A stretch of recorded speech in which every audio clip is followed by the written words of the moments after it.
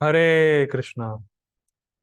तो अब हम लोग भगवत गीता के अंतिम पड़ाव पर आ गए हैं। कृष्ण कृपा से, प्रभुपाद जी कृपा से, वैष्णवों की कृपा से। तो कल हम लोग लास्ट श्लोक लेंगे। प्लान ये था कि आज ही पूरा मैं ओवर कर दूं, लेकिन लास्ट श्लोक थोड़ा सा बड़ा है तो इतना क्लास लंबी हो जाएगी। तो लास्ट श्लोक हम लोग कल रखेंगे और कल हमारा अंतिम दिवस है, गीता समाप्त हो जाएगी कल। ठीक है। ठीक है। अब फिलहाल लगभग लगभग गीता समाप्त हो चुकी है।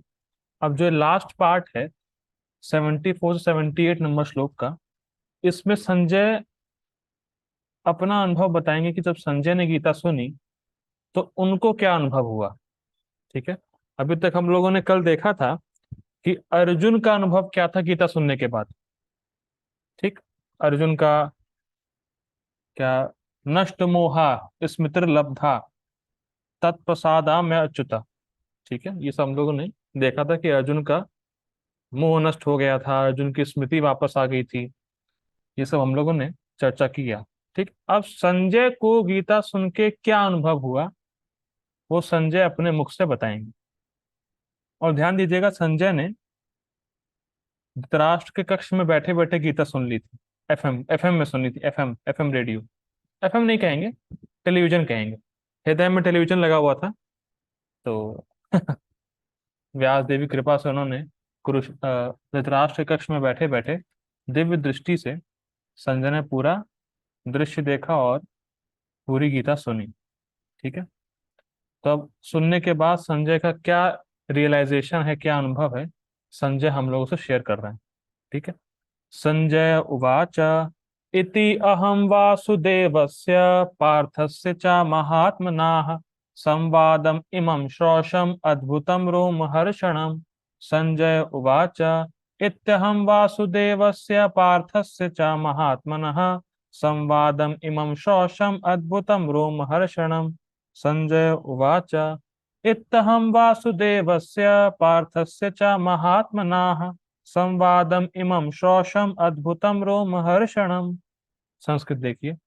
संजय उवाच, संजय ने कहा, इति इति मतलब इस प्रकार, अहम मैंने, वासुदेवस्य भगवान वासुदेव के, पार्थस्य पार्थ के यानी अर्जुन के, च महात्मनः ये दोनों ही महान हैं भगवान श्री कृष्ण और अर्जुन, संवादम इमम मैंने कृष्ण या वासुदेव और पार्थ के बीच में जो संवाद हुआ है, इमम अश्रौषम उसको मैंने सुना है। अच्छा, अब संवाद किस प्रकार का हुआ है? तो अद्भुतम रोमहर्षणम। अद्भुतम अद्भुत संवाद हुआ है।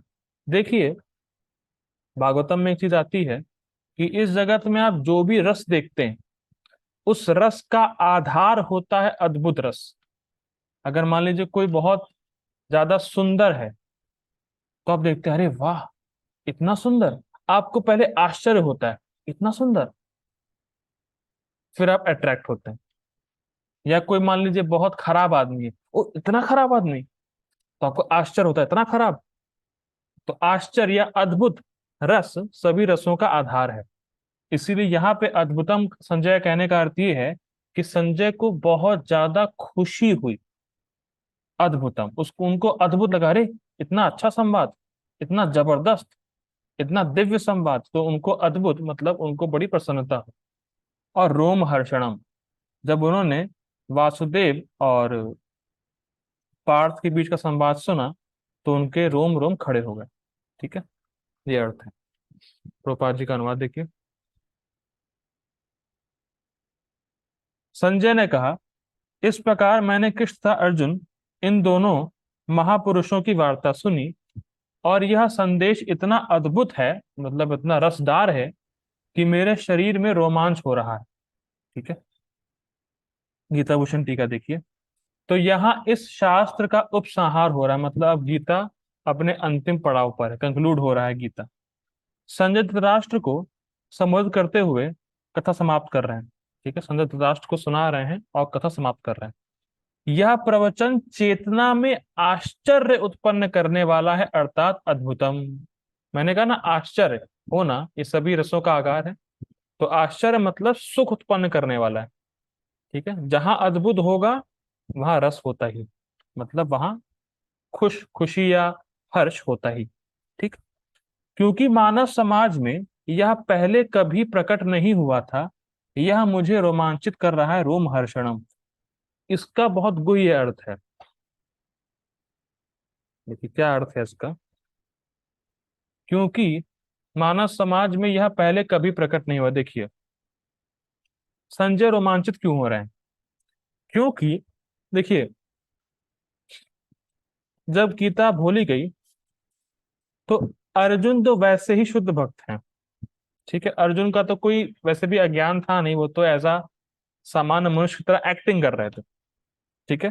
तो जब कृष्ण ने अर्जुन को गीता बोली तो अर्जुन का मोह, अर्जुन का स्मृति वापस आ गई। अब संजय रोम हर्षित, संजय को रोमांच इसलिए हो रहा है क्योंकि अर्जुन तो गीता सुने ही, उनका तो बेनिफिट हुआ ही हुआ।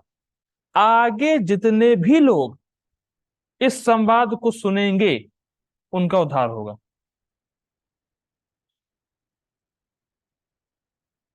ये बड़ा आश्चर्य है। हरे कृष्णा अपूर्व प्रभु जी, अगर आप हैं तो जरा बोलिए कुछ। हरे हरे कृष्णा। आपको पता है कृष्ण। प्रभु जी कि जब भगवान गीता बोल रहे थे तो आपको ध्यान में रख के गीता बोल रहे थे। क्या आप विश्वास करेंगे इस बात का? नहीं। लेकिन करना पड़ेगा।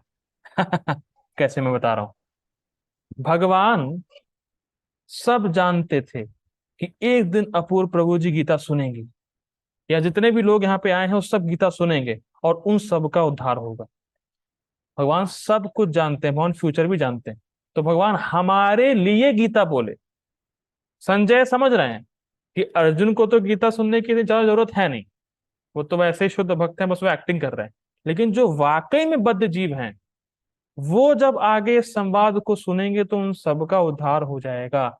इसलिए उनको रोमांच हो रहा है कि भगवान सबका ध्यान रख के सुन रहे हैं आगे, कि आगे ये सारे लोग गीता सुनने वाले हैं। और उनको पता था कि एक यूजलेस श्रेयांश गीता पे बोलेगा। भगवान जानते थे इसको। ठीक है, इसीलिए भगवान बोल रहे, बहुत आश्चर्य, इसलिए रोमांच होता है संजय को कि आगे जितने भी लोग गीता सुनेंगे, जितने भी लोग इस संवाद के संपर्क में आएंगे, सबका उद्धार होगा। बहुत सुंदर है। ठीक है, गीता भूषण टीका देखिए। ओ माफ कीजिएगा, ये तो फिर से खुल गया, माफ कीजिएगा। तात्पर्य देखिए प्रभुपाद जी का। भगवत गीता के प्रारंभ में धृतराष्ट्र ने अपने मंत्री संजय से पूछा था, कुरुक्षेत्र के युद्ध स्थल में क्या हुआ? किसी को ये श्लोक याद है 1.1 गीता का? जी प्रभु जी, वो तो सबको याद होता है, बताइए।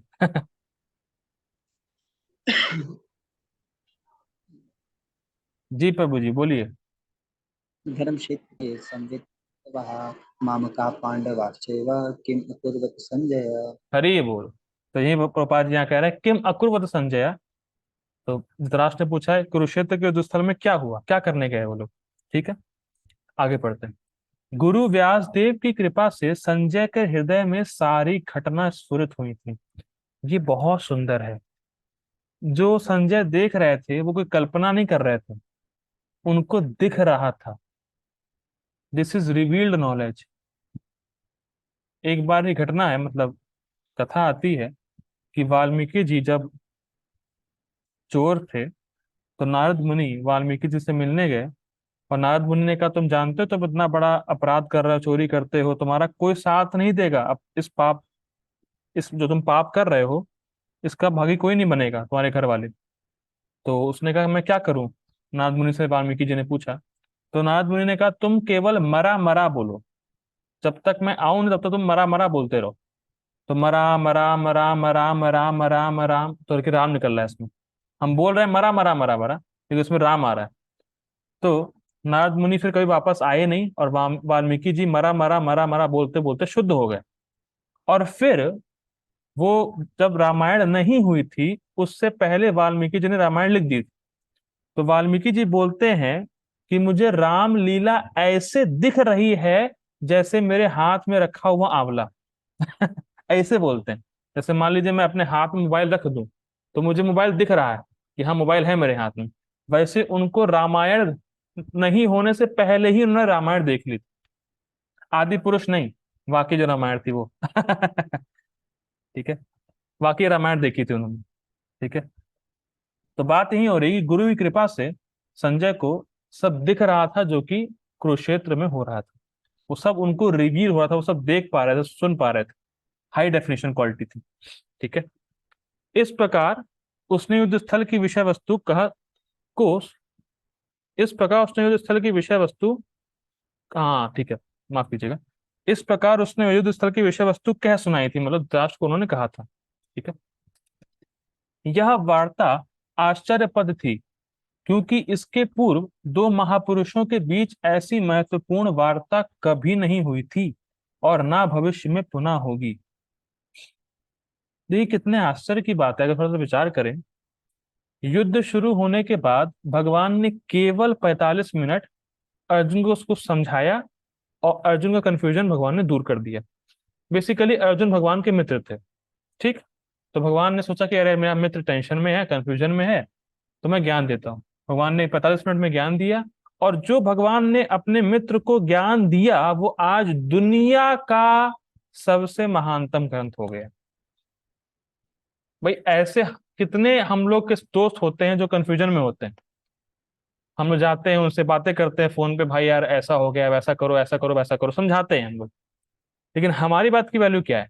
लेकिन भगवान ने जब अपने दोस्त को समझाया 45 मिनट्स, उसको हमें 1.5 साल लग गया समझने में। ये है भगवान की अद्भुत असीमित बुद्धि। आप इमेजिन कर पा रहे हैं, मान लीजिए कोई आपका दोस्त है कंफ्यूजन में, आप उसके घर गए, आपने समझाया उसको, लेकिन भगवान ने जो समझाया अर्जुन को, वो दुनिया का महानतम ग्रंथ है। और वो समझना हमारी बुद्धि से परे है। मतलब जितना कृष्ण हमें जानना चाहते हैं उतना ही जान पाएंगे हम लोग। ठीक है, बहुत जबरदस्त असीमित बुद्धि भगवान में है। भगवान जो बोलते हैं इतना रहस्यमय रहता है कि आगे आने वाला है बात। बहुत सुंदर विचार करने वाली बात है। भगवान ने जो बोला, जो अपने मुख से निकाला शब्द, वो आज दुनिया का महानतम ग्रंथ साबित हो रहा है। हर दुनिया भर में गीता लोग पढ़ते हैं। ठीक है, आगे पढ़ते हैं। यह वार्ता इसलिए आश्चर्यप्रद थी क्योंकि भगवान भी अपने तथा अपनी शक्तियों के विषय में जीवात्मा अर्जुन से वर्णन कर रहे थे, जो परम भगवत भक्त था। मतलब भगवान ने अपने विषय में बताया, अपनी शक्तियों के बारे में अर्जुन को बताया था। यदि हम कृष्ण को समझने के लिए अर्जुन का अनुसरण करें तो हमारा जीवन सुखी तथा सफल हो जाए। मतलब अगर हमें गीता वाकई में समझनी है तो हमें अर्जुन के पद चिन्हों पर चलना होगा। और अर्जुन का पद चिन्ह है क्या? अर्जुन का अनुसरण करने का मतलब है क्या? तो अर्जुन 10वें अध्याय में बोलते हैं, सर्वम एतत् ऋतम मन्ये यद माम वदसी केशव। हे केशव, आपने मुझसे जो कुछ कहा है, सर्वम एतत्, जो कुछ भी अभी तक केशव आपने कहा है, ऋतम मन्ये, मैं उसको एज इट इज फैक्ट मानता हूं, सच मानता हूं, सत्य मानता हूं। इस प्रकार से हमें श्रद्धा होनी चाहिए कि भगवान ने बोला है तो भले ही मैं ना समझ पाऊं, 100% फैक्ट है वो। प्रभुपाद जी बोलते हैं, what ever Krishna says it is a fact, बस उसका आगे कोई डिबेट नहीं करनी, उसका आगे कुछ नहीं है। जो कृष्ण ने बोला है वही सत्य है, बस खत्म, बात ही खत्म हो गई। तो ये है एक भक्त की मानसिकता। और ऐसे अगर हम समझेंगे तो हम वाकई में गीता समझ पाएंगे। और भगवान के शरणागत होने का अर्थ ही यही है कि जैसा भगवान ने कहा है मुझे वैसा करना है। भगवान की हर एक एक बात सत्य है, भले ही मैं अपनी सीमित बुद्धि से, छोटी बुद्धि से, बेकार बुद्धि से समझ ना पा रहा हूं, वो हमारे अंदर फॉल्ट है, पर भगवान की हर बात सत्य है। ये है अर्जुन का अनुसरण करने का अर्थ। ठीक है, संजय ने इसका अनुभव किया, और जैसे जैसे उसे समझ में आता गया उसने यह बात धृतराष्ट्र से कह सुनाई। मतलब जैसे जैसे उसको, उनको, संजय को हृदय में रिवील हो रहा था, वैसे वैसे धृतराष्ट्र को बता रहे थे। अब यह निष्कर्ष निकला कि जहां जहां कृष्ण तथा अर्जुन है वहीं वहीं विजय होती। और कृष्ण कहाँ कहाँ है? जहां उनकी आज्ञा का पालन होता है कृष्ण वहां है, जहां उनकी भक्ति होती है कृष्ण वहां है, जहां उनका नाम जप होता है कृष्ण वहां है, और वहां विजय निश्चित है। ठीक है। इसीलिए भक्त कभी भी चिंता नहीं करता, क्योंकि कभी भक्त हार ही नहीं सकता, भक्त की हमेशा विजय होती। ठीक है। भगवान भी बोलते हैं इस बात को, न में भक्ता प्रणश्यति, मेरे भक्त का कभी नाश नहीं होता। टेंशन काहे को लेना, हमारी रक्षा करने वाले कृष्ण है। ठीक है। आगे पढ़ते हैं अगला श्लोक 18.75। अब संजय बता रहे हैं कि उन्होंने गीता सुनी कैसे, मतलब वो कैसे सुन पाए गीता को, उनके अंदर गीता सुनने की क्वालिफिकेशन आई कैसे, उसको संजय इस श्लोक में बता रहे हैं। व्यास प्रसाद श्रुतवान एतद् गुह्यम अहम परम, योगम योगेश्वरात् कृष्णात् साक्षात् कथयतः स्वयं। व्यास प्रसाद श्रुता व्यास प्रसाद श्रुतवान एतद् गुह्यम अहम परम, योगम योगेश्वरात् कृष्णात् साक्षात् कथयतः स्वयं।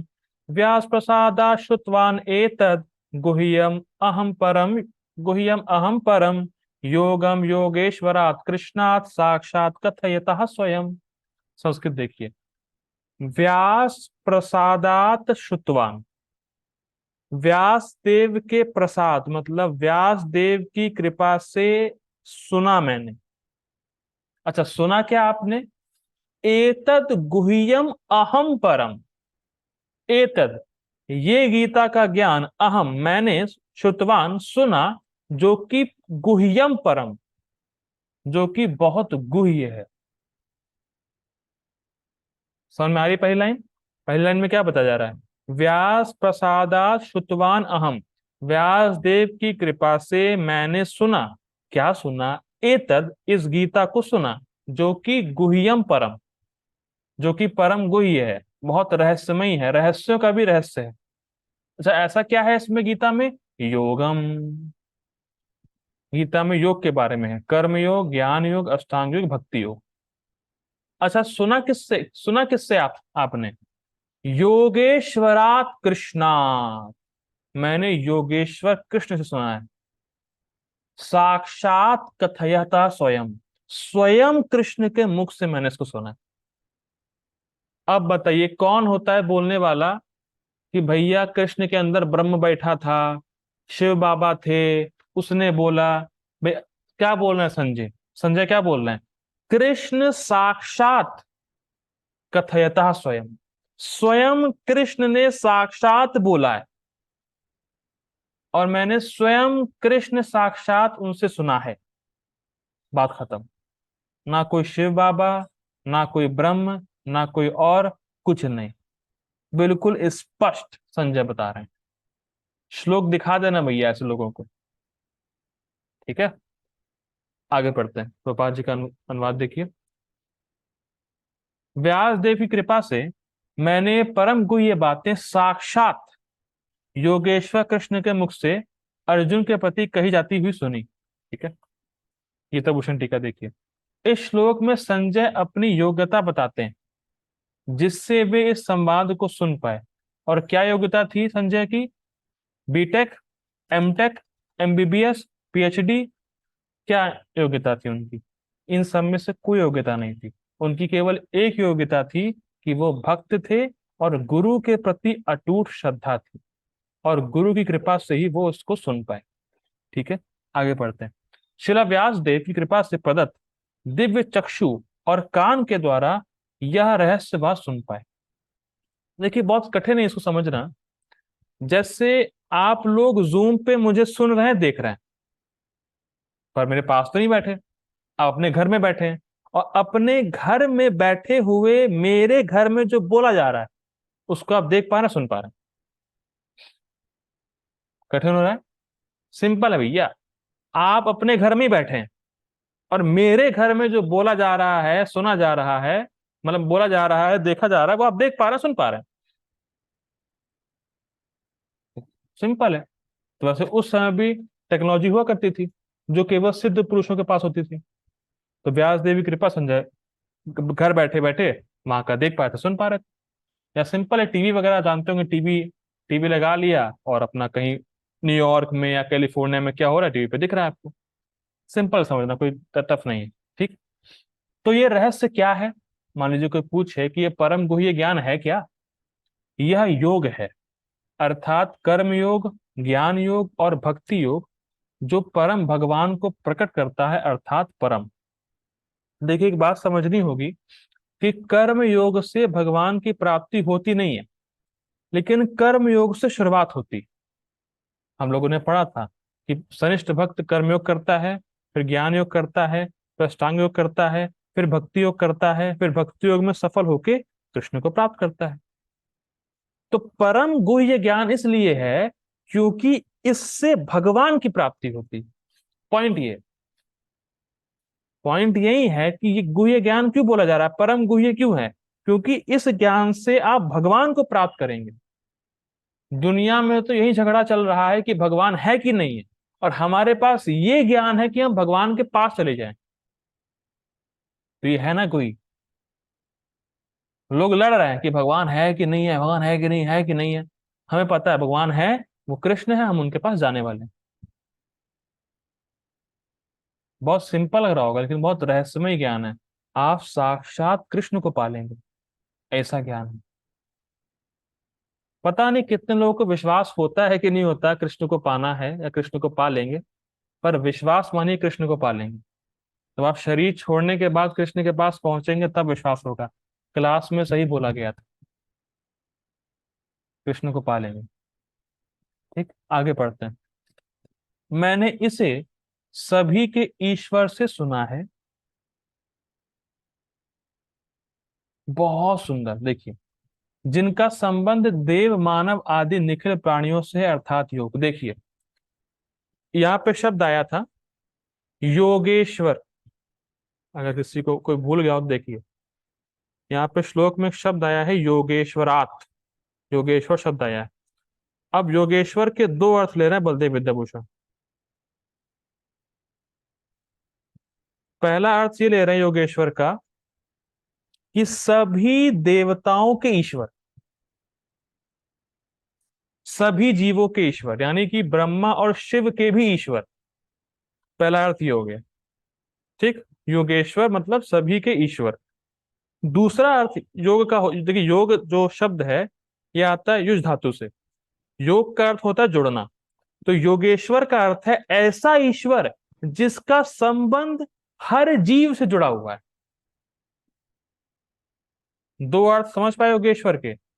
एक तो जो सभी के ईश्वर है, परम ईश्वर, ब्रह्मा और शिव के भी ईश्वर, तो वो योगेश्वर। और दूसरा योग का अर्थ होता है जुड़ना। योग मीन्स एडिशन। तो ऐसा ईश्वर जिसका संबंध समस्त जीवों से है। ठीक है, वो योगेश्वर। तो संजय कह रहे हैं मैंने ऐसे व्यक्ति से, ऐसे योगेश्वर से, योगेश्वर कृष्ण से सुना है। ठीक है, आगे पढ़ते हैं। अब देखिए, रेड में है, मैंने इसे स्वयं रूप कृष्ण के स्वमुख से सुना है, ना कि किसी अन्य व्यक्ति के द्वारा परंपरा में। मतलब ऐसा नहीं है कि मैंने किसी थर्ड पर्सन सुना है। जैसे मान लीजिए कृष्ण ने किसी को ज्ञान दिया गीता का, तो संजय उससे नहीं सुना जिसको गीता का ज्ञान कृष्ण ने दिया, वो कृष्ण से ही सुन रहे हैं। आप कैच कर पा रहे हैं? संजय कह रहे हैं मैंने किसी थर्ड पर्सन से नहीं सुना जिसको कृष्ण ने ज्ञान दिया हो, मैंने तो स्वयं कृष्ण से ही सुना है। साक्षात कथयतः। क्या कह रहे हैं, बहुत सुंदर बात है कि संजय जो है व्यासदेव की कृपा से डायरेक्ट कृष्ण से सुन रहे हैं। जैसे हम लोग बोलते हैं ना कि ये बात मैंने डायरेक्ट महाराज जी से सुनी है, डायरेक्ट अपने कान से सुना है मैंने इसको महाराज जी से महाराज जी को बोलते हुए। तो वैसे ही संजय संजय धृतराष्ट्र को बोल रहे हैं कि मैं जो आपको बता रहा हूँ ना धृतराष्ट्र, ये मैंने साक्षात कृष्ण के मुख से अपने कान से सुना है। कितनी बड़ी बात है। अगर हम किसी महाराज के लेक्चर में बैठते हैं, शुद्ध भक्त के लेक्चर में बैठते हैं, या सिंपल अगर कोई कहे, मान लीजिए कोई कहे मैंने शिला प्रभुपाद से डायरेक्ट सुना है इसको। मान लीजिए कोई शिला प्रभुपाद डिसाइपल हो प्रभुपाद जी का, और बोले कि प्रभुपाद जी से साक्षात मैंने इसको सुना है, कितनी बड़ी बात है। तो संजय डायरेक्ट साक्षात कृष्ण से सुन रहे हैं। ठीक है। क्यों सुन पा रहे हैं? क्योंकि गुरु की कृपा है उनके ऊपर। ठीक है। आगे पढ़ते हैं। इसके द्वारा संजय अपने भाग की प्रशंसा करते हैं। बहुत सुंदर। सुंदर कह रहे हैं संजय, ये बताना चाहते हैं कि मैंने जब कृष्ण से साक्षात सुना तो मेरा कितना बड़ा भाग्य है। संजय कह रहे हैं कि मेरे अंदर कोई योग्यता नहीं है, मैं क्वालिफाइड नहीं हूं, ये तो मेरे गुरु की कृपा है कि मैं कृष्ण से डायरेक्ट सुन पाया। इसलिए वो अपने भाग्य की सराहना कर रहे हैं। भाई सिंपल है। जिस दिन हमें कृष्ण की लीला को देखने का मौका मिल गया, या जिस दिन हमारे हृदय में कृष्ण की लीला स्फुरित हो गई और कृष्ण हमें साक्षात दिख रहे हैं सामने, तो हम क्या ये नहीं कहेंगे भैया कितना सौभाग्य है मेरा, कितना बड़ा भाग्य है, कितने भाग्यवान हैं हम। तो इस प्रकार संजय इसको सोचते सोचते प्रसन्न हो रहे हैं कि मेरा कितना बड़ा भाग्य है कि मैं डायरेक्ट कृष्ण से सुना हूं इस संवाद। ठीक है। पर्पट देखिए प्रभुपाद जी का। व्यास ऐसा करते हैं, पर्पट हम लोग नेक्स्ट मीटिंग में लेते हैं, पर्पट में काफी चीजें क्लियर करने वाली हैं। ठीक है, प्लीज ज्वाइन अगेन। हरे कृष्णा। पर्पट तब लेंगे। तात्पर्य प्रभुपाद जी का। व्यास संजय गुरु थे और संजय स्वीकार करते हैं कि व्यास की कृपा से ही वे भगवान को समझ सके, मतलब उनसे सुन सके, उनको देख सके। इसका अर्थ यह हुआ। हाँ देखिए, बहुत सुंदर बात है। एक बात ध्यान रखिएगा कि गुरु की कृपा होती क्या है, इसको समझिए। जैसे यहाँ पे लिखा है व्यास की कृपा से संजय देख पाए, इसका मतलब क्या है? देखिए, ध्रुव महाराज भगवान को देख पाए 6 महीने के अंदर। क्यों? क्योंकि नारद जी की कृपा उन पे थी। नारद जी की कृपा का मतलब क्या है? कृपा का मतलब क्या होता है? कृपा का मतलब, जो नारद जी ध्रुव महाराज से मिले तो बहुत सुंदर, महाराज जी का लेक्चर है ध्रुव महाराज के ऊपर, सुनिएगा राधा महाराज जी का। तो नारद जी कई बार टेस्ट करते हैं ध्रुव महाराज को। अरे बच्चे कहाँ चक्कर में पड़े हो, भगवान कहाँ मिलने वाले हैं, भगवान कहाँ, तुम कहाँ, जाओ वापस, कुछ नहीं होगा, घर जाओ, छोटी छोटी बात पे बिगड़ जाते हो, क्या फायदा, जाओ। तो ध्रुव महाराज बहुत फिक्स होते हैं, नहीं मुझे भगवान की प्राप्ति करनी है। उनके दृढ़ संकल्प को देख के नारद जी के हृदय में आता है काश ये भगवान को देख ले, ये कृपा है। नारद जी के हृदय में संकल्प आ गया कि ध्रुव महाराज जी को भगवान दिखने चाहिए, दिखा दिए। ये है गुरु की कृपा। वैसे ही जब शरद प्रभुपाद जी ने कह दिया 16 माला का जब 4 नियम का पालन करोगे इस जीवन में निश्चित कृष्ण के पास जाओगे, जाओगे, कोई डाउट ही नहीं है उसमें। इसीलिए चैतन्य चैतामृत में एक श्लोक आता है, इसमें आता है कि कृष्णदास कविराज गोस्वामी कहते हैं कि भगवान के पास एक ही काम है। गीता में भगवान बोलते हैं मेरे मेरे लिए कुछ करने को नहीं है, लेकिन वहां बोला जाता है कि भगवान के पास केवल एक काम है, अपने सेवकों की इच्छा पूरी करना, बस। जो उनके प्रिय भक्त हैं, जो उनके शुद्ध भक्त हैं, उनकी इच्छा को पूरा करना ये कृष्ण का एकमात्र काम है। तो व्यास देव का संकल्प था कि संजय गीता को सुने, तो उन्होंने सुना। तो कृपा मतलब गुरु के हृदय में संकल्प होता है कि इस मेरे शिष्य का उद्धार होना चाहिए, वो कृष्ण के पास जाए, तो वो जाता है। लेकिन उसके लिए नियम पालन करने पड़ते हैं। ठीक है, आगे पढ़ते हैं। इसका अर्थ यह हुआ कि गुरु के माध्यम से ही कृपा को समझना चाहिए। एक सेकंड, एक सेकंड, कुछ शायद उसमें मिस्टेक है। एक सेकंड दीजिएगा, पढ़ते हैं। ठीक है। इसका अर्थ यह हुआ कि गुरु के माध्यम से ही कृष्ण को समझना चाहिए, प्रत्यक्ष रूप से नहीं। ये कहने का अर्थ क्या है? बहुत सुंदर अर्थ ले रहे हैं संजय। देखिए बहुत सिंपल है। संजय कृष्ण से डायरेक्ट सुन रहे थे, पर संजय कृष्ण को डायरेक्ट सुन पा रहे थे अपने गुरु की कृपा से। वैसे ही भगवान को जितना हम खुद से समझने का प्रयास करेंगे, खुद से देखने का प्रयास करेंगे, हमेशा फेल हो जाएंगे। लेकिन अगर हम भगवान को भक्तों और गुरु के माध्यम से समझने और देखने का प्रयास करेंगे तो उतना ही हम साक्षात कृष्ण को देख पाएंगे। The more we are humble servant of the servant of the servant, we are closer to Krishna. इसको एग्जाम्पल देते हैं भक्त लोग, जैसे टेलीस्कोप, और टेलीस्कोप होता है, टेलीस्कोप सुना होगा, टेलीस्कोप देखा भी होगा। तो टेलीस्कोप से क्या होता है, दूर की वस्तु पास में दिखाई पड़ती है। तो जितनी दूर की वस्तु आपको पास में देखनी है, उतने ही आपको बीच में लेंस लगाने पड़ेंगे। Getting the point? जितना दूर की वस्तु को आपको पास में क्लियर देखना है, उतने आपको बीच में लेंस लगाने होंगे। तो जितना हम दासों के दासों के दासों के दास की भावना में रहेंगे, कृष्ण हमारे उतने पास रहेंगे। अगर हम कृष्ण को डायरेक्टली अप्रोच करेंगे, नहीं कर पाएंगे। पर कृष्ण को गुरु के माध्यम से, भक्तों के माध्यम से अप्रोच करेंगे तो समझ जाएंगे। यही शिक्षा हमें संजय संजय सिखा रहे हैं। ठीक है, आगे पढ़ते हैं। गुरु स्वच्छ माध्यम है, यद्यपि अनुभव फिर भी प्रत्यक्ष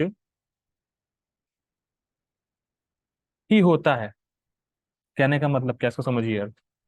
बहुत सिंपल एग्जाम्पल टेलीस्कोप वाला लीजिए। देखिए, जो लेंस है वो है मेरे और पिक्चर के बीच में, लेकिन लेंस पिक्चर के देखने में बाधा नहीं। तो फिर रिपीट कर रहा हूं। आप टेलीस्कोप लगाए, दूर की वस्तु है, आपको पास में देखनी है, आपने बहुत सारे लेंस लगाए। तो बीच में जो बहुत सारे लेंस हैं, वो आपके और पिक्चर के बीच में है, लेकिन वो लेंस पिक्चर में बाधा नहीं बन रहा। मतलब ऐसा नहीं है कि उस लेंस लगने से आपको पिक्चर ना दिखाई पड़े या वस्तु ना दिखाई पड़े या वस्तु बदल जाए, ऐसा नहीं होता है। तो गुरु एक स्वच्छ माध्यम है। मतलब आपको गुरु और क्लैरिटी देंगे कृष्ण को समझने में। आप गुरु के माध्यम से कृष्ण को इजीली और अच्छे समझ पाएंगे। जितना ही आप लेंस लगाएंगे बीच में, उतना ही आपको क्लियर दिखेगा। हो सकता है हमें कुछ कुछ बातें शास्त्रों की समझ में ना आए, लेकिन गुरु हमें शास्त्र की बातों को और अच्छे समझाते हैं। जैसे हम लोग टीका पढ़ते हैं, गीता भूषण टीका, तो बातें और क्लियर होती हैं। तो गीता बलदेव विद्याभूषण लेंस हैं श्लोक के बीच में, तो लेंस लगा दिया बलदेव विद्याभूषण का, तो और अच्छे से दिख रहा है या अच्छे से समझ में आ रहा है तात्पर्य श्लोक। ठीक है, तो गुरु एक स्वच्छ माध्यम, मतलब गुरु एक ऐसे माध्यम है जिससे हम कृष्ण के और पास जा सकते हैं। गुरु हमें कृष्ण से दूर नहीं करता, वो लेंस हमें वस्तु से दूर नहीं करता, वस्तु को पास लेके आता है। ये बात समझनी होगी, ठीक है। गुरु परंपरा का यही रहस्य है। यही रहस्य है, मतलब हम भले ही गुरु से सुन रहे हैं, लेकिन हमें अनुभव वही हो रहा है कि जब हम कृष्ण से साक्षात सुनते। मैं फिर रिपीट कर रहा हूं, यही तो गुरु परंपरा का रहस्य है, लोग समझ नहीं पाते कि अगर आप गुरु परंपरा को स्वीकार किए बिना ऐसे ही अप्रोच करेंगे, आप कभी अप्रोच नहीं कर सकते। अगर गुरु परंपरा में रहेंगे तो जैसे जो मैं आपको गीता पढ़ा रहा हूं, मैं तो फिलहाल मैं अपने को योग्य नहीं मानता, फिलहाल जो भी आप गुरु परंपरा में गीता पढ़ते हैं या सुनते हैं, वो वैसा ही आपको अनुभव देगा जैसा कृष्ण से आप डायरेक्ट सुनेंगे।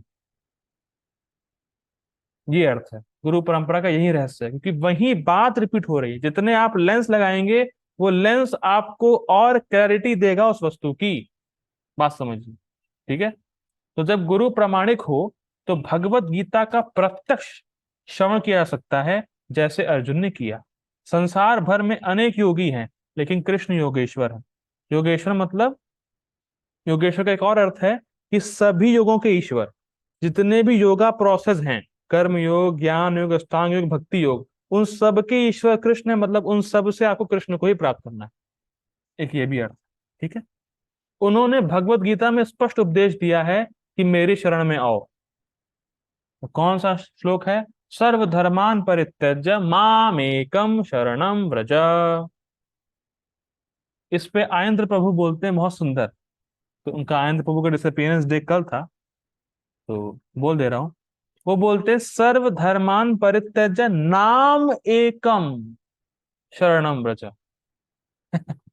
वो माम हटा के कहते हैं होली नेम, कि होली नेम के शरण में जाओ। सर्वधर्मान परित्यज नाम एकम शरणम व्रज।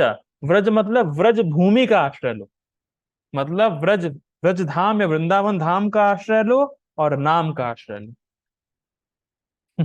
वैसे इसको बोलते हैं, उनका वर्जन है ये। सर्वधर्मान परित्यज नाम एकम शरणम, नाम की शरण लो, और व्रज, व्रज धाम की शरण लो, वृंदावन की शरण लो। ठीक है, बोल दिया मैंने। ठीक है, आगे बढ़ते हैं। जो ऐसा करता है वह सर्वोच्च योगी है। ठीक है, छठे अध्याय के अंतिम श्लोक में इसकी पुष्टि हुई है। योगिना अपि सर्वेषां मद्गतन अंतरात्मना श्रद्धावान भजते यो माम समीक्ष तमो मतः। 647। ठीक है, आगे बढ़ते हैं। नारद कृष्ण के शिष्य हैं और व्यास के गुरु, अतएव व्यास अर्जुन के ही समान प्रामाणिक हैं, क्योंकि वे गुरु परंपरा में आते हैं, और संजय व्यास देव के शिष्य हैं। स्पष्ट गुरु परंपरा हम लोग जानते हैं, ब्रह्मा जी से कृष्ण से ब्रह्मा जी, ब्रह्मा जी से नारद जी, नारद जी से व्यास देव। तो ऐसे करते करते गुरु परंपरा, हमारी भी गुरु परंपरा ही है। ठीक है, आगे पढ़ते हैं। अतएव व्यास की कृपा से संजय की इंद्रियां विमल हो सकी और वे कृष्ण का साक्षात दर्शन कर सके तथा उनकी बातें सुन सके। ये इंपॉर्टेंट है।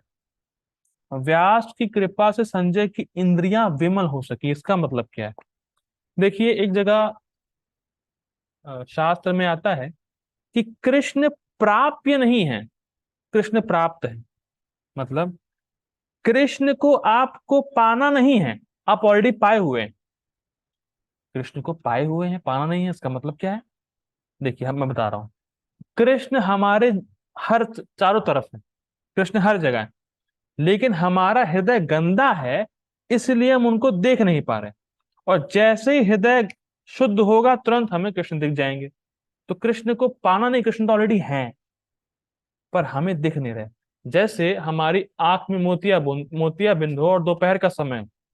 अब कोई कहे आपको सूर्य को पाना है, पाना क्या है? सूर्य तो है ही यहाँ पे, दिख ही रहा है, उसको पाना क्या, खोजना क्या है उसको?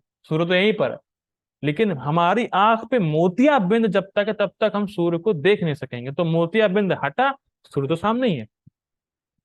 तो वैसे ही व्यास देवी कृपा से संजय का हृदय या इंद्रिया विमल हो गई और वो तब कृष्ण को साक्षात देख सके, सुन सके। तो वैसे ही जब हम लोग साधना करेंगे और हमारे गुरु की कृपा से, जब शिला प्रभुपाद जी की कृपा से या गुरु महाराज की कृपा से जब हमारा हृदय शुद्ध हो जाएगा, तब हम लोग भी कृष्ण को देखने में समर्थ हो जाएंगे। ठीक है, आगे बढ़ते हैं। जो व्यक्ति कृष्ण का प्रत्यक्ष दर्शन करता है वह इस गुह्य ज्ञान को समझ सकता है। यदि वह गुरु परंपरा में नहीं होता तो वह कृष्ण की वार्ता नहीं सुन सकता। ठीक, अतएव उसका ज्ञान सदैव अधूरा ही रहता है, विशेषतः जहां तक भगवत गीता समझने का प्रश्न है।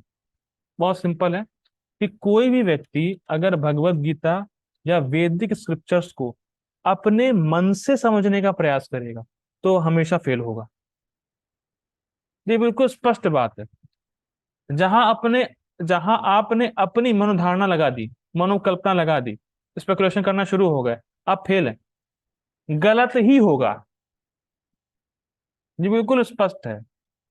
अगर आप मान लीजिए, आप मैं आपसे पूछूं विकर्म क्या होता है, विकर्म, और आपने शास्त्र कुछ भी नहीं पढ़ा है, आप सोचें विकर्म, ओके, कर्म मतलब मैं जाता हूँ, दुकान खोलता हूँ, ये मेरा कर्म है। विकर्म, यार ये क्या चीज है? तो कुछ कुछ सोच सोच सोच मन गढ़ंत तरीके से कुछ बता देंगे आप, जो कि शास्त्र में नहीं होगा, वो गलत ही होगा। लेकिन शास्त्र पढ़ा होगा तो आप जानते हैं कि जो कर्म वैदिक वैदिक नियमों के बाहर होते हैं, जो वैदिक नियमों का उल्लंघन करते हैं, वो विकर्म होता है, या जानते हैं, तो आपने शास्त्र पढ़ा है, परंपरा में ज्ञान लिया है। सिंपल है कि अगर हम समझना चाहते हैं तो हमें गुरु परंपरा में इस ज्ञान को लेना चाहिए। अगर अपने मन से समझने का प्रयास करेंगे कोई भी शास्त्र, तो वो समझ में नहीं आएगा, उसमें आप फेल होंगे ही होंगे। और ये हमारे लिए भी चेतावनी है कि जो भक्त भी है वो भी अपने मन को खंगाले नहीं, मन से स्पेकुलेशन नहीं करे, शास्त्र को पढ़े, आचार्यों की बात सुने, प्रामाणिक भक्तों की बात सुने, और तब लोगों को बताए, अपने मन से कुछ ना बताए। क्योंकि हमें इसमें सावधान रहना चाहिए कि जो आप प्रचार करेंगे वो चार पांच लोग सुनेंगे, चार पांच लोग फिर उसको फिर रिपीट करेंगे, फिर गलत ज्ञान आगे बढ़ेगा, फिर वो सही नहीं है। तो आपको अपना दिमाग नहीं लगाना है, जो शास्त्रों में है उसको सुनना है, समझना है, और फिर लोगों को बताना है। ये कह सकते हैं कि हाँ, ये मेरी अंडरस्टैंडिंग है, ये मेरी समझावट है। इससे क्लैरिटी अगर आपको कहीं मिलती है, कहीं और भक्त से मिलती है, भक्त बताते हैं, तो वहां आप जाके सुन सकते हैं, ये आप बोल सकते हैं। लेकिन ये कहना कि अरे मुझे लगता है ऐसे ही होगा, मुझे लगता है वैसे ही होगा, तो हमारे लगने की कोई वैल्यू नहीं। ठीक है, आगे बढ़ते हैं। भगवत गीता में योग की समस्त पद्धतियों का, कर्म योग, ज्ञान तथा भक्ति योग का वर्णन हुआ है। श्री कृष्ण इन समस्त योगों के स्वामी योगेश्वर। लेकिन यह समझ लेना चाहिए कि जिस तरह अर्जुन कृष्ण को प्रत्यक्षता समझ सकने के लिए भाग्यशाली था, उसी प्रकार व्यास देव की कृपा से संजय भी कृष्ण को सच सुनने में समर्थ हो सका। स्पष्ट है। वस्तुतः कृष्ण से प्रत्यक्षता सुनने एवं व्यास जैसे गुरु के माध्यम से प्रत्यक्ष सुनने में कोई अंतर नहीं है। मैं इसको अंडरलाइन कर रहा हूं। वस्तुतः कृष्ण से प्रत्यक्षता सुनने एवं व्यास जैसे गुरु के माध्यम से प्रत्यक्ष सुनने में कोई अंतर नहीं। यानी आप गुरु परंपरा में सुन रहे हो और कृष्ण से डायरेक्ट सुन रहे हो, दोनों एक ही बात, कोई अंतर नहीं। प्रामाणिक, अगर कोई व्यक्ति प्रामाणिक है, गुरु परंपरा में है, उससे अगर आप सुन रहे हैं, तो आप समझिए आप कृष्ण से सुन रहे हैं, कोई अंतर नहीं। ठीक है। गुरु भी व्यास देव का प्रतिनिधि होता है। अतएव वैदिक पद्धति के अनुसार अपने गुरु के जन्मदिन पर शिष्यगण व्यास पूजा नामक उत्सव रचाते हैं। तो हम जानते हैं कि व्यास पूजा हमारे इस्कॉन में होती है, तो दिक्कत नहीं है। ठीक है, स्पष्ट। आगे पढ़ते हैं। 76 नंबर श्लोक। अब संजय अपनी खुशी व्यक्त कर रहे हैं। ठीक। राजन संस्मृत्य संस्मृत्य संवादम इमम अद्भुतम केशवार्जुन युः पुण्यम हृष्यामि च मुहुर्मुहु। राजन संस्मृत्य संस्मृत्य संवादम इमम अद्भुतम केशवार्जुन युः पुण्यम हृष्यामि च मुहुर्मुहु। राजन संस्मृत्य संस्मृत्य संवादम इमम अद्भुतम केशवार्जुन युः पुण्यम हृष्यामि च मुहुर्मुहु। संस्कृत देखिए। राजन, हे राजन। राजन किसके लिए बोल रहे हैं यहाँ पे? धृतराष्ट्र के लिए। हे धृतराष्ट्र, संस्मृत्य संस्मृत्य, बार बार स्मरण करके, क्या स्मरण करके? संवादम इमम अद्भुतम, इस संवाद को जो कि बहुत अद्भुत था। किसका संवाद? केशव अर्जुन यो पुण्यम, केशव और अर्जुन के बीच जो संवाद हुआ है, जो कि पुण्य है। पुण्य मतलब ऐसा संवाद जो पवित्र करने वाला है, उसको जब मैं स्मरण कर रहा हूं बार बार बार बार बार बार, हृष्यामि, मुझे गदगद हो रहा है, मुझे बहुत खुशी हो रही है। मुहु मुहु मतलब बार बार मैं खुशी के उल्लास में, खुशी के सागर में डूब रहा हूं, ये अर्थ। मुहु मुहु मतलब बार बार बार बार। देखिए सिंपल है, जितना ही हमें स्मरण होगा, मतलब जितना ही हम पवित्र होंगे, पहली बार जितना हमारा हृदय शुद्ध होगा, तो जितना ही हम भगवान के बारे में स्मरण करेंगे, तो भगवान के बारे में स्मरण करने का मन और करेगा। मैं फिर रिपीट कर रहा हूं, जितना आप शुद्ध हैं और जितना आप हरिनाम लेंगे, तो उतना ही आपको हरिनाम लेने का और मन करेगा। Good chanting leads to good chanting. तो वैसे ही संजय जो है, भगवान के जब संवाद को स्मरण कर रहे हैं, तो वो खुश हो रहे हैं, और खुश होके और स्मरण कर रहे हैं, और खुश हो रहे हैं, और स्मरण कर रहे हैं, और खुश हो रहे हैं, और स्मरण कर रहे हैं, और खुश हो रहे हैं। ये चलता जा रहा है। ठीक है। ये अर्जुन या ये संजय कह रहे हैं, ये अपना अनुभव बता रहे हैं संजय। हे राजन, जब मैं कृष्ण तथा अर्जुन के मध्य हुए इस आश्चर्यजनक तथा पवित्र वार्ता का बारंबार स्मरण करता हूं, तो प्रति क्षण आह्लाद से गदगद हो उठता हूं। ठीक। गीताभूषण टीका। हे राजन धृतराष्ट्र, जब मैं इस आश्चर्यजनक और पुण्य संवाद का स्मरण करता हूं, जो श्रोता के अविद्या पर्यंत सभी दोषों को हरने वाला है, तो इससे प्रति क्षण मेरे रोम रोम पुलकित हो रहे हैं। पुण्य संवाद का अर्थ है, जो यहाँ टीका में बताया गया है, पुण्य मतलब पवित्र करने वाला। तो जो व्यक्ति इस गीता को सुनता है, तो उस व्यक्ति की अविद्या, अविद्या मतलब होता है अपने स्वरूप को भूल जाना कि वो जीवात्मा है, कृष्ण का दास है, और अपने आप को शरीर मानना। तो ये भावना उसकी नष्ट हो जाती।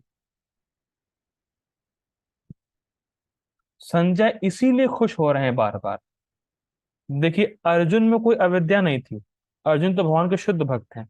लेकिन आगे जितने भी जीव इस गीता को सुनेंगे, इंक्लूडिंग अस, उन सब की एक दिन अविद्या खत्म हो जाएगी। इस पे अर्जुन बार बार खुश होते हैं, सुन सुन के, सोच सोच के खुश होते हैं। अरे क्या अद्भुत संवाद है, इसको जो भी सुनेगा उसकी अविद्या खत्म हो जाएगी, वो कृष्ण का भक्त बन जाएगा। अरे वाह, अविद्या खत्म हो जाएगी, भक्त बन जाएगा, अरे वाह। तो बार बार ये सोच के इतना खुश हो रहे हैं संजय कि ये जो संवाद है, ये जो गीता का संवाद है, जो गीता है, भगवत गीता, ये सभी सुनने वालों की अविद्या को नष्ट कर देगा। और अविद्या एक बार समाप्त तो हुई नहीं, आप कृष्ण के भक्त तो ऑलरेडी हैं ही हैं। देखिए सिंपल है, हम सब कृष्ण के नित्य दास हैं, होना नहीं है, हम बस भूले हुए हैं। और जैसे अविद्या खत्म होगी, हम वास्तविक रूप में अपनी स्थिति में आ जाएंगे कृष्ण के नित्य दास के रूप में, तो भक्ति तो करना तो स्वाभाविक हो जाएगा। तो अर्जुन इस बात को सुन के और सोच के खुश हो रहे हैं। ये जो संवाद है इतना पुण्य, इतना पवित्र करने वाला है कि श्रोता की अविद्या पर्यंत, देखिए जितने भी हमारे अंदर दोष हैं, काम क्रोध लोभ मोह मद मात्सर्य, जितनी भी बुरी आदतें हैं, ये सब अविद्या की वजह से। अगर हम अपने आप को शरीर माने ही नहीं, हम भोग ही नहीं करेंगे, और भोग नहीं करेंगे तो बुरी आदतें आएंगी नहीं, बुरे संस्कार आएंगे नहीं। तो एक बार अविद्या खत्म, तो अविद्या के साथ साथ जितने भी दोष हैं वो सब अपने आप ही खत्म हो जाएंगे। तो उसको खत्म करने वाला है ये संवाद, ये गीता, भगवत गीता। ठीक है, तात्पर्य देखिए, भगवत गीता का ज्ञान इतना दिव्य है कि जो भी अर्जुन तथा कृष्ण के संवाद को जान लेता है, वह पुण्य आत्मा बन जाता है। यहाँ पे पुण्य आत्मा का मतलब पाइटी नहीं है, यहाँ पे पुण्य आत्मा का मतलब है कि उसकी अविद्या रूपी बीमारी खत्म हो जाती है, वो पवित्र बन जाता है। ये अर्थ है यहाँ पे। और इस वार्तालाप को भूल नहीं सकता।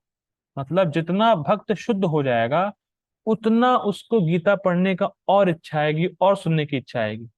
जैसे हिज ग्रेस भूरिजन प्रभु प्रपात जी के शिष्य हैं, वो बता रहे थे कि मैं 40 साल से गीता पढ़ रहा हूँ। कैन यू इमेजिन, 40 साल से गीता पढ़ रहे हैं। अब बताइए कितना टेस्ट उनको मिल रहा हो गीता में, जो शुद्ध है। तो जो व्यक्ति शुद्ध हो जाता है कि वो इस वार्तालाप को भूल नहीं सकता। इसलिए तो यहाँ पे संजय कह रहे हैं, बार बार स्मरण कर रहा हूं, स्मृत्यम स्मृत्यम। क्योंकि संजय भूलना ही नहीं चाहते। उनको इस संवाद से इतनी खुशी मिल रही है कि संजय भूलना ही नहीं चाहते, इसलिए बार बार स्मरण कर रहे हैं संवाद का। ठीक है, आध्यात्मिक जीवन की दिव्य स्थिति है। दूसरे शब्दों में, जब कोई गीता को सही स्रोत से अर्थात प्रत्यक्षतः कृष्ण से सुनता है, तो उसे पूर्ण कृष्ण भावना में प्राप्त होता है। मतलब अगर कोई गुरु परंपरा में या प्रामाणिक परंपरा में गीता को सुनेगा, तो वो जरूर भक्त बनेगा। और हम देख रहे हैं कि प्रभुपाद जी गीता से सब लोग भक्त बन रहे हैं।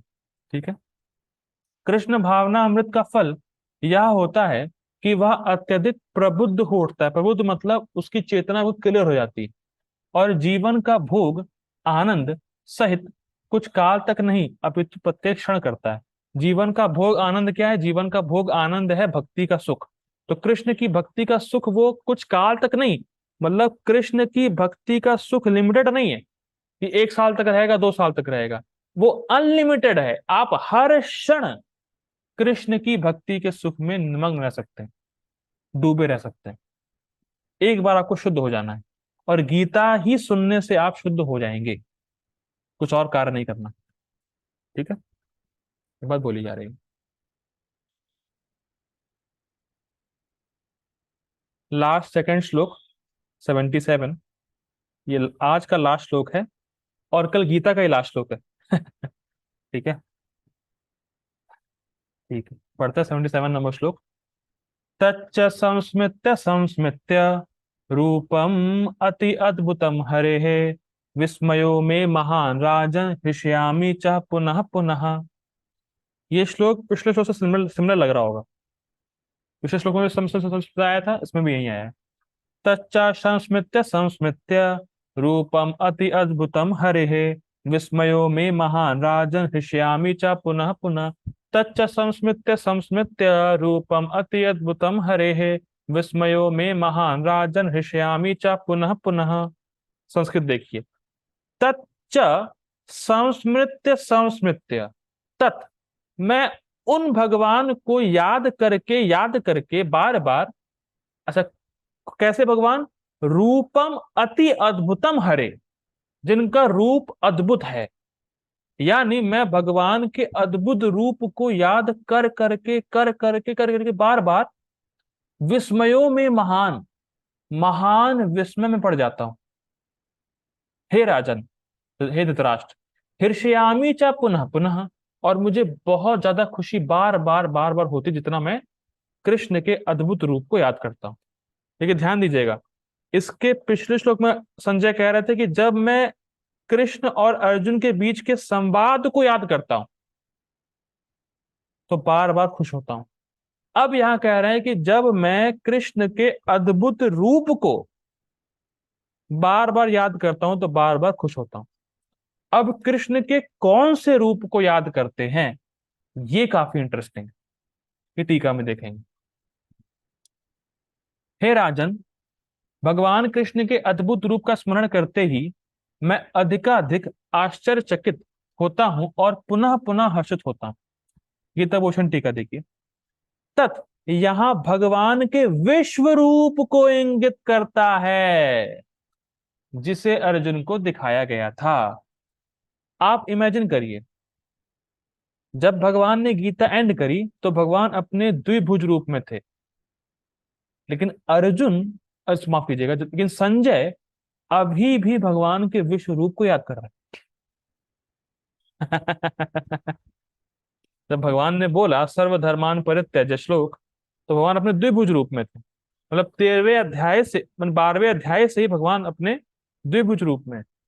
लेकिन फिर भी संजय अभी भी विश्व रूप का स्मरण कर रहे हैं, और विश्व रूप का स्मरण कर करके वो खुश हो रहे हैं, आश्चर्य हो रहा है उनको। तात्पर्य देखिए, ऐसा प्रतीत होता है कि व्यास की कृपा से संजय ने भी अर्जुन को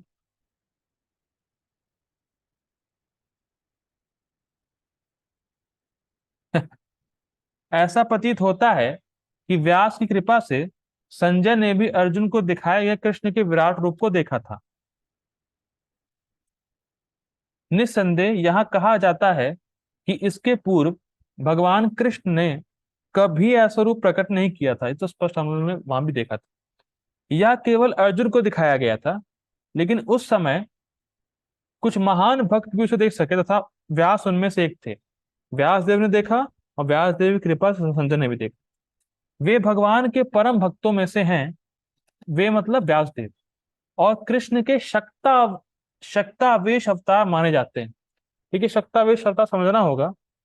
शक्तावेश अवतार मतलब भगवान कुछ जीवों को एक विशेष प्रकार की शक्ति पात कर देते हैं उनके अंदर। मतलब एक जीव में शक्ति का आवेश कर देते हैं, उनको बोलते हैं शक्तावेश अवतार। तो व्यासदेव में, माफ कीजिएगा, व्यासदेव में शास्त्र को लिखने की शक्ति का आवेश, या शास्त्र को कंपाइल करने का आवेश, शक्ति का आवेश भगवान कृष्ण ने किया था। व्यास ने इसे अपने शिष्य संजय के समक्ष प्रकट किया, जिन्होंने अर्जुन को प्रदर्शित किए गए कृष्ण के उस अद्भुत रूप को स्मरण रखा और वे बारंबार उसका आनंद उठा रहे थे। ठीक है, सिंपल था परपोर्ट परपोर्ट। हम लोग एक, अब संजय अपना फाइनल डिसीजन देंगे, वो हम लोग कल सुनेंगे। ठीक है, हरे कृष्ण।